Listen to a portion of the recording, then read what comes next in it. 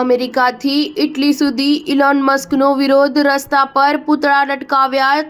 સૌથી ધનવાન વ્યક્તિ ઇલોન મસ્ક પર નાઝી સલામ આપવાનો આરોપ લગાવ્યો હતો। હવે સોશિયલ મીડિયા પર તેમની ભારે ટીકા થઈ હતી। આ મામલો ત્યારે શરૂ થયો જ્યારે અમેરિકામાં ડોનાલ્ડ ટ્રમ્પના પ્રમુખપદના શપથ ગ્રહણ સમારોહમાં ઇલોન મસ્કના હાવભાવને નાઝી સલામ માનવામાં આવ્યો। ઇલોન મસ્ક નાઝી સલામ કરતા હોવાની તસવીરો અને વિડીયો સોશિયલ મીડિયા પર વાયરલ થયા છે।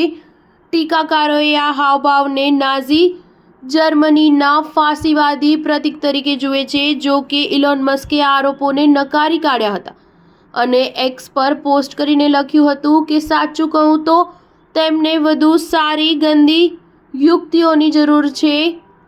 કોઈને હિટલર સાથે જોડીને હુમલો કરવો ખૂબ જ કંટાળાજનક બની ગયું છે।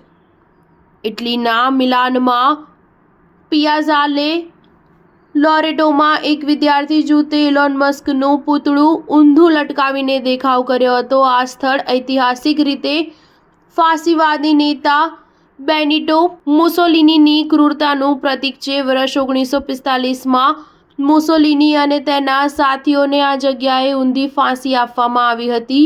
વિદ્યાર્થી જૂથ કેમ્બિયારે રોટ્ટાએ પ્રદર્શનની જવાબદારી લીધી। નાઝી સલામ, જેને હિલ હિટલર સલામ તરીકે પણ ઓળખવામાં આવે છે, આ નાઝી જર્મનીનું સત્તાવાર અભિવાદન હતું। આમાં ખભા પરથી જમણો હાથ હવામાં ઊંચો કરીને સલામ કરવામાં આવતી હતી, જેમાં હથેળી નીચે તરફ હતી।